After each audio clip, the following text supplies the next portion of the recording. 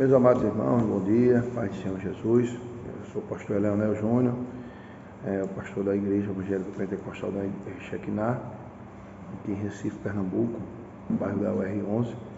E nós estamos aqui hoje para estudar a Palavra de Deus. Estamos estudando a Palavra de Deus, como já está aqui, né, na Bíblia Sagrada, a Palavra de Deus.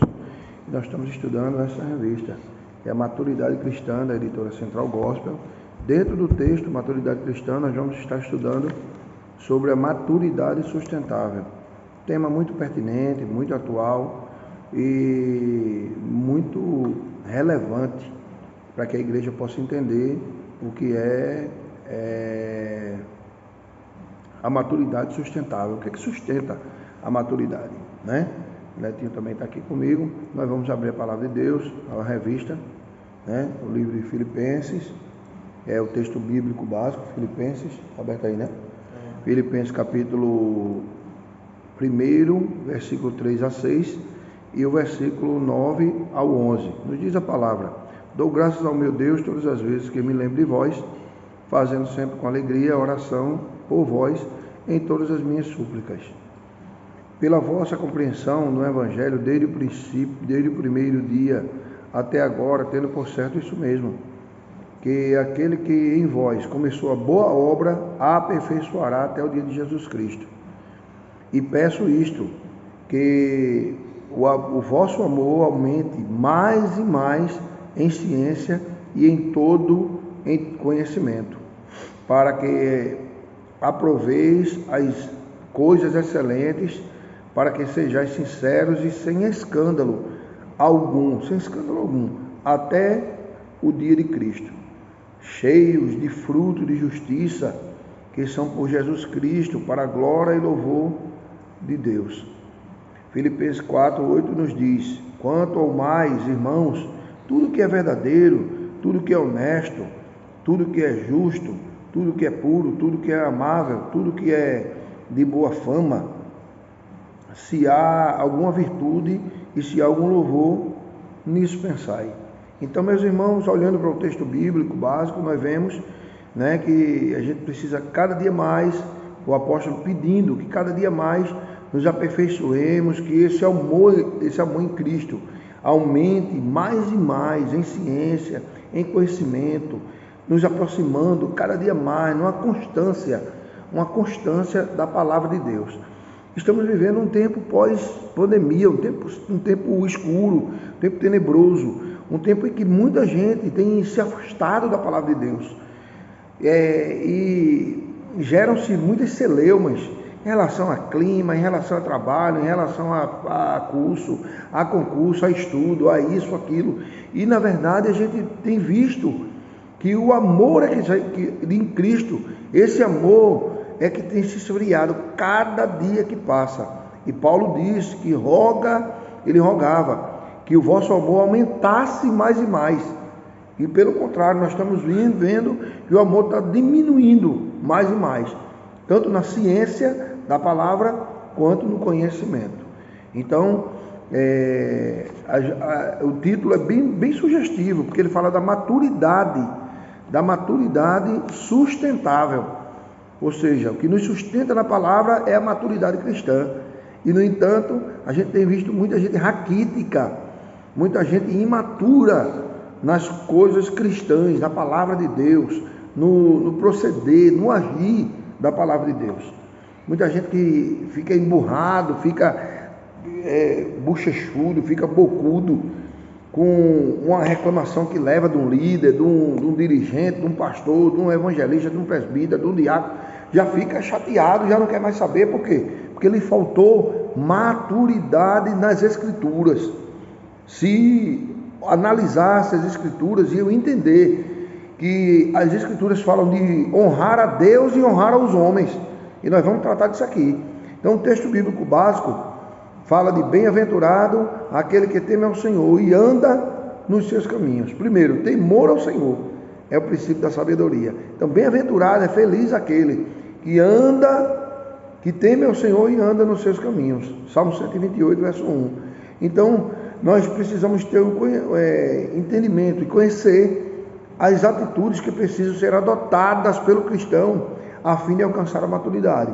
Nós temos que ter esse entendimento das atitudes que nós vamos tomar. Se nós formos tomar atitudes que levem para nos afastar de Deus, nós vamos quebrar a cara lá na frente. Mas se nós tomarmos atitudes para nosso crescimento espiritual, nós vamos ter maturidade, consequentemente. Segundo, nós precisamos entender que a conquista dessa maturidade, ela não cai de paraquedas, não vai cair no colo da gente. Então ela cai como? A conquista da maturidade deve ser um exercício diário. E como é esse exercício diário? Leitura da palavra, paixão pela palavra. Você pode ter trabalho, pode ter a sua faculdade, pode ter os seus afazeres de casa, mas a paixão pela palavra não pode esfriar dentro de você. Se você esfriar pela paixão na palavra, significa dizer que você está imaturo espiritualmente. Você não está conseguindo remir o seu tempo. Você não está conseguindo dividir o seu tempo como é de praxe dividir. Ok? E terceiro ponto, nós precisamos confirmar. Temos que ter uma confirmação com as obras, as nossas atitudes daquilo que temos aprendido da palavra de Deus. A palavra é para ensinamento e as nossas atitudes lá fora vai refletir o que nós aprendemos na palavra de Deus. Isso demonstra um ganho, um crescimento enorme da maturidade cristã. Então, na palavra introdutória, eu quero trazer aqui um entendimento, uma luz à sua cabeça, dizendo o seguinte: fazendo uma pergunta para você que vai assistir esse vídeo, que vai estar lá no nosso YouTube, PR Leonel Júnior, vai estar dizendo o seguinte: quais exigências bíblicas devem ser atendidas para o sustento da maturidade? Quais são as exigências que a Bíblia pede para que nós possamos ter o sustento, nos sustentar na maturidade? Eu estou aqui no templo do Senhor e ele está sustento por colunas,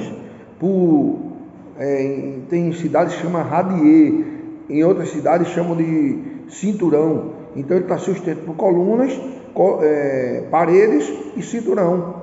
Então, que exigências bíblicas nós temos que ter para o sustento dessa maturidade, né? Então, o que deve ser feito para o crescimento, que esse crescimento seja contínuo? Terceiro ponto: que disciplinas, deveres e atitudes devem ser abraçados ou abraçadas para manter constante nossa busca pelo aperfeiçoamento? Afinal de contas, o apóstolo São Paulo disse, 1 Coríntios capítulo 15, versículo 51, 58, portanto, meus amados irmãos, sede firmes e constantes na obra do Senhor, porque o vosso trabalho não é vão no Senhor, né? E aí ainda tem outro: como lidar com os perigos? E aí tem os perigos. Como lidar com os perigos que ameaçam destruir a excelência alcançada em Cristo? E aí eu posso citar pelo menos os 4 perigos. Dinheiro. Tem um ditado que diz: aquilo que vem fácil, vai fácil. Porque Satanás, ele oferece facilmente pratos de dinheiro, de riquezas, fácil. Então, da mesma forma que se adquire fácil, sai fácil. Outra coisa, sexualidade, seja do homem ou da mulher. Então, a sexualidade, ela também faz com que uma ameaça, seja uma ameaça para nos afastar de Cristo. Posso dizer outra: guerra familiar, briga familiar, intrigas familiares podem nos afastar de Cristo. Afinal de contas, Paulo dizendo lá em Colossenses, mandando saudações e dizendo: e a igreja que está em sua casa. Inclusive no meu canal aqui, no PR Leonel Júnior, tem uma mensagem nossa pregando sobre a igreja que está na sua casa. Então a igreja começa na nossa casa, né? Ontem eu fiz um comentário sobre política, de um político que, no meu entendimento, fez teve uma péssima carreira, curta, por sinal, política, e só se levantou mulheres, as feministas de plantão, para me criticar, falar mal de mim e até mexer com a minha fé. Acho que foram lá no meu Instagram e viram que lá no meu Instagram está lá: pastor evangélico, né? Teólogo, formado em marketing, etc, etc. E aí, pastor, tal, enganador de gente, fulano e tal, que me descendo comentários esdrúxulos, comentários menosprezando a minha fé. Eu disse, desde quando? A gente está falando aqui sobre política, discordando ou concordando. Desde quando eu mexi com a fé, eu falei com a fé de alguém? Outra coisa, tudo que eu tenho, tudo que eu construí, foi com o meu trabalho, suor. Eu trabalho desde 12 anos de idade. Eu sou pastor há 13. Então, eu inclusive estou no templo da igreja aqui. Quem vai assistir esse vídeo da minha igreja pode comentar tranquilamente aqui, sabe que eu não recebo salário algum da igreja. Eu passei 10 anos aqui, criei um hiato na minha vida profissional e passei 10 anos dentro da nossa igreja aqui, pastoreando, sem ganhar um salário, nem ter um salário algum, né? Eu pastoreio, eu sou pobre, pastorei uma igreja de subúrbio, a maioria das pessoas classe B e C. Então, essa pessoa que falou de uma forma leviana, né? Uma feministazinha de quinta categoria, que de uma forma leviana. Eu disse, mulher, para ser mulher, não age como essa pessoa diz que é mulher, atacando a fé das pessoas. Afinal de contas, eu não citei nem religião alguma, nem fé de ninguém, né? Eu estava falando sobre o político, o mau governo que esse ex-político fez, que afinal de contas era para ele estar no lugar dele, ao invés de se meter com política, porque como político ele dá um ótimo gestor na carreira dele privada. Enfim, então são pessoas que desocupadas, pessoas que querem holofote, querem aparecer, pessoas que querem crescer em cima do título, dos cargos. Pegam existe mais de 5 mil pastores no Brasil, aí pegam e botam todo o pacote, como se todo mundo não prestasse, né? Como diz um pastor muito famoso, gente safada tem em tudo que é lugar, né? No evangelho, no catolicismo, no budismo, nas religiões de afrodescendentes, no Umbanda, na Quimbanda, na política, na polícia, na educação, em tudo que é lugar. Tem gente que não presta. Então, pegar um para Cristo e mexer com a fé da pessoa em detrimento de outro comentário totalmente diferente, isso aí é golpe baixo. Pessoas desocupadas, pessoas baixas, que se dizem, né? Não, é feministazinha, feminista isso e aquilo outro. E ainda digo mais, um homem que tenta enveredar só pela beleza e se casar com um tipo de ser humano desse aí, ele está arrebentado na vida. Está arrebentado, porque a mulher, se ela não entender biblicamente o papel dela como mulher, em nenhum momento Deus levantou mulher para ser maior do que homem, e nem homem para ser maior do que mulher. Diz que a mulher ela tem que estar do lado do homem. Deus tirou, foi da costela aqui, ó, do lado. Deus levantou ela para ser auxiliadora do homem, não dona do homem, nem o homem dono da mulher. Quando 3 anjos aparecem, o Senhor e mais 2 anjos aparecem a Abraão, imediatamente Abraão dá uma carreira e diz: Sara, faz um bolo de pão, faz água, faz tudo para eu servir meus convidados. Sara imediatamente foi lá dentro, correu e ajudou, auxiliou Abraão a fazer o bolo de pão, e ele trouxe e foi cordial com os anjos. E os anjos